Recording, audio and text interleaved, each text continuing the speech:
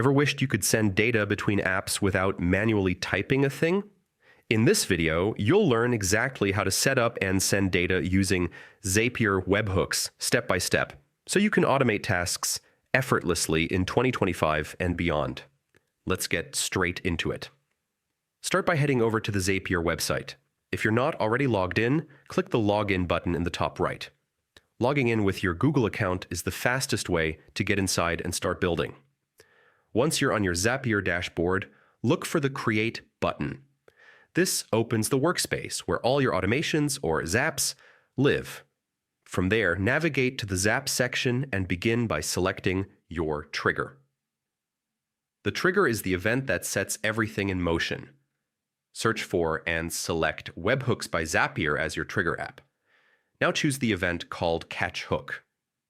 This is what generates a unique webhook URL that other tools or forms can send data to automatically. Once you've selected Catch Hook, Zapier will show you the webhook link you'll use. Before moving on, hit the Test Trigger button. This confirms that your Zap is ready to receive data once something sends information to that URL. With the trigger in place, it's time to choose the action. What happens after the hook catches data? For this example, select Google Sheets. It's one of the easiest ways to store and organize information from a webhook. Zapier will ask you to pick an action event. Choose Update Spreadsheet Row if you want to place your incoming data into an existing sheet.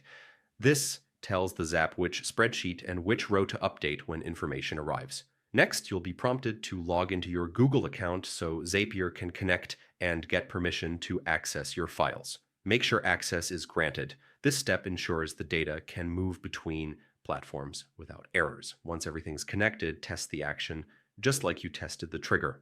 Zapier will simulate sending data and updating the sheet so you can verify that everything works as expected. If the test succeeds, you're ready to activate. Now click Publish to turn your Zap on. You've officially set up a functional webhook that can catch data and send it directly to Google Sheets or wherever you choose in the future. And that's it, an automated workflow that runs without you lifting a finger. With this foundation in place, you can plug in forms, apps, or custom scripts to fire data into your webhook and let Zapier handle the rest.